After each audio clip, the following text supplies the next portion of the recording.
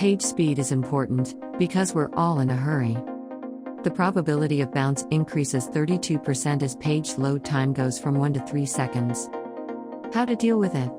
Fast. Optimizing your page speed starts with design. If your website has too many photos and videos, don't expect it to load as quickly as text-based ones. Try to remove some. There is a chance your design can benefit from it as well. Use your media in the most suitable format. Monitor resources used by plugins. Remove unnecessary or heavy loaded ones. Consider changing your hosting provider. Our suggestion? Dig in. The subject is much deeper. You can start with searching those phrases. Page speed matters, so don't waste any more time. We can help you.